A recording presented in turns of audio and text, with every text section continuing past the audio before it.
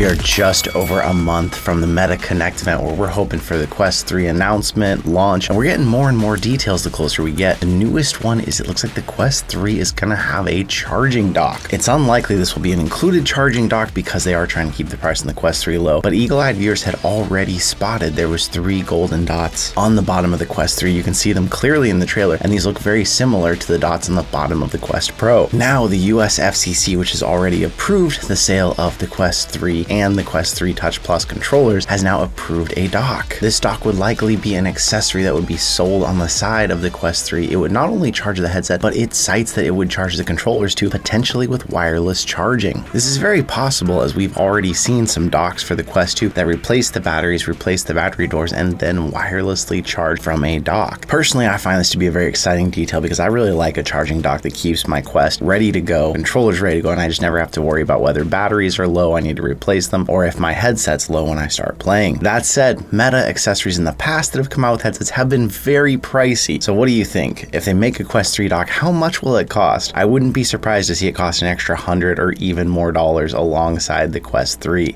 We recently got updates to the Quest lineup, giving us better hand tracking, updates that you can just have set up when you shut off the headset. Looks like Pico is doing their best to keep up or catch up in some of these areas. The next Pico 4 update improved hand tracking, it added auto updates and some other features. Now, of course, Pico has controller-free hand tracking just like the Quest, although it is considered experimental on the Pico. Their update 5.7 is now improving the headset's controller-free hand tracking quality by trying to reduce jitter, improve accuracy, and even do better in low light situations or when your head isn't moving and still seeing those hands tracked against the environment behind it. In this update, they've also added more features to try and help the headset keep the play space so you don't have to mark it as often, helping notice where you are in your room. This is a big issue I have on the Quest. It seems like every time I put on, I have to redraw my boundary. It's good to see that Pico's also trying to work on this. They've added the ability to natively record vertical video like the Quest did a while back. Of course, great for content creators who primarily use Instagram Reels, TikTok, things like that. And previously on the Pico, you actually had to go in and manually check for system updates. Now you can enable auto update, and as long as the battery is above 50%, it'll automatically get these done. A detail that might be a little frightening to some that they've added is the ability to now scan your bank cards using the real world pass-through view. Now, if you do have to type in all of your digits of your credit card inside of a headset, it can be very annoying, can take a long time. But knowing that it's able to just scan the credit card if you hold it up to it has me a little concerned, especially after the fact that the Pico really won't be enough of a Quest competitor here in the US if it obviously never launches in the US. And when it was supposed to launch earlier this year, it ended up getting held back after the congressional hearings about Chinese government access to TikTok user data. So having a feature where it can scan your credit card just by looking at it definitely seems like that could add a little more fuel to the fire of them being worried about data being taken through these headsets and through these companies. What do you think about that? I'd love to hear in the comments. Top your wish list with the toy of the season.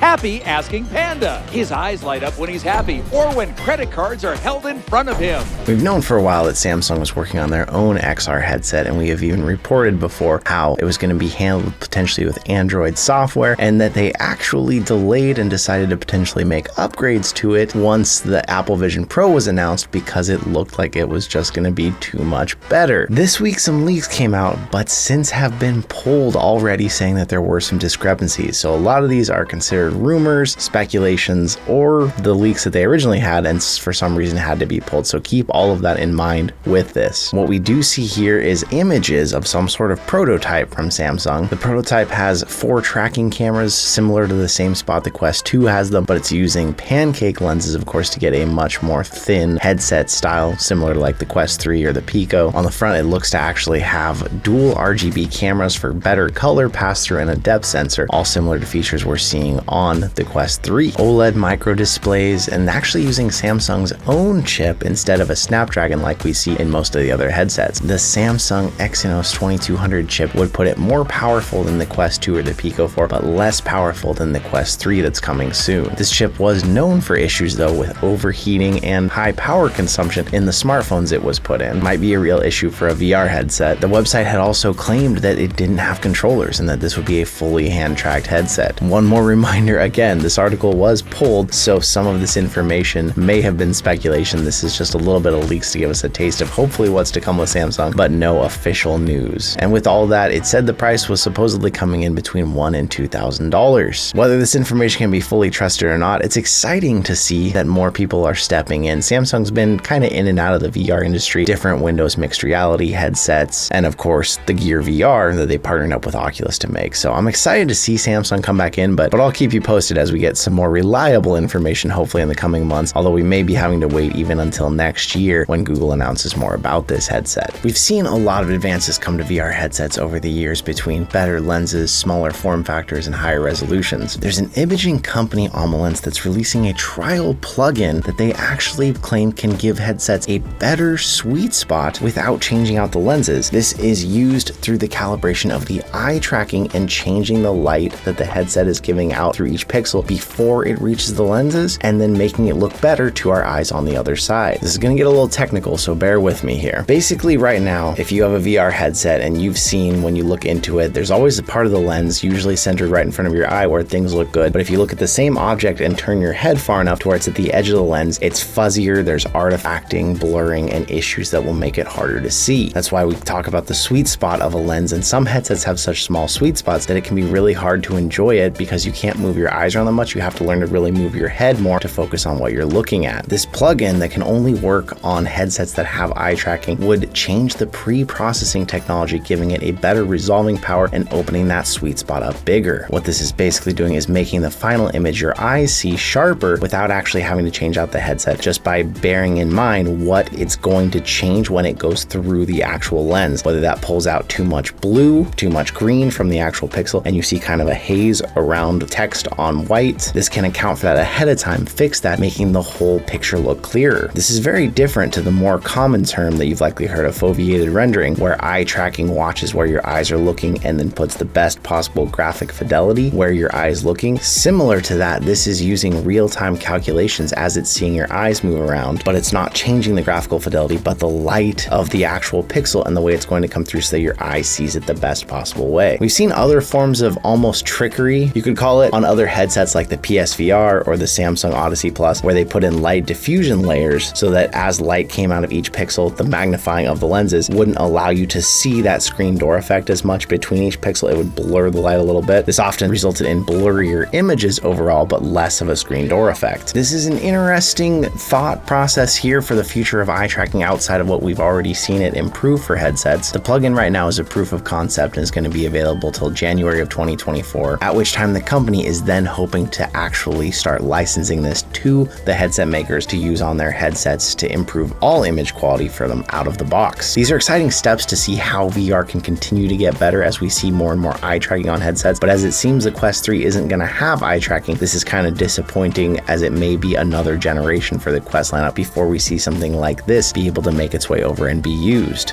We've seen travel case uses for VR, and oftentimes it's more cumbersome and less useful than we would think taking VR on a plane or a train, but some companies are leaning more towards AR specific glasses that don't have all the functionality of a VR headset as your mobile solution, like these ROKID glasses here that I'm in the process of testing. ROKID is adding a new station that is currently available for pre-order that would let you basically take Android TV anywhere you want to in AR through their glasses. These ROKID glasses boast a potential 215-inch boundaryless screen from 6 meters away, offering people a way to take a humongous screen anywhere on the go through a much smaller form factor than any current VR headset. Granted, with this small form factor, it doesn't have its own battery inside. You do need to power this externally. If you've been watching ROKID's progression and you're interested in these, we will be having a review coming out probably within the month as we learn more and more about these and we're testing them more and more. I will say it is interesting to put on a pair of something like these and see how much lighter and smaller everything can get, but it definitely is not quite the feeling that you're used to if you've been using VR and watching things in it, where you can turn your head in VR and the screen stays in place, where with this, you turn your head and the screen travels with you. They aren't cheap by any means though. If you were wanting the ROKID station and the Max bundles that you could use Android TV, you'd be looking at $529 for the bundle. I'll keep you posted as I do more testing and let you know my final thoughts soon on these. The Pimax Crystal has been a hotly anticipated headset,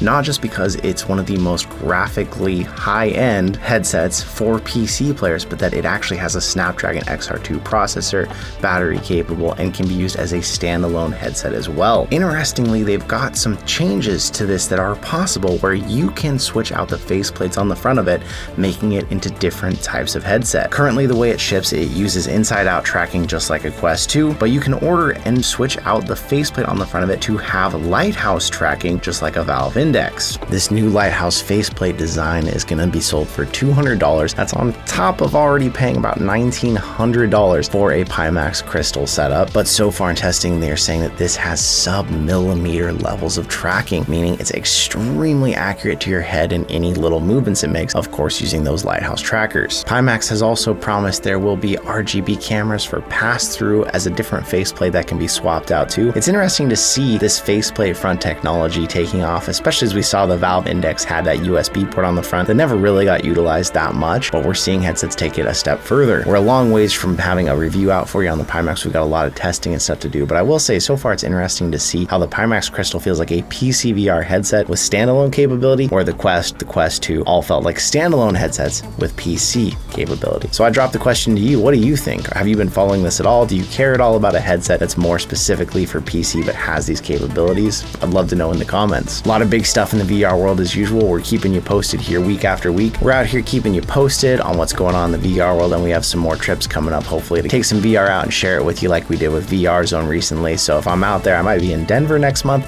and if you're out there, you should hit me up in the comments or directly through social media, Instagram, all that, JayBratt VR.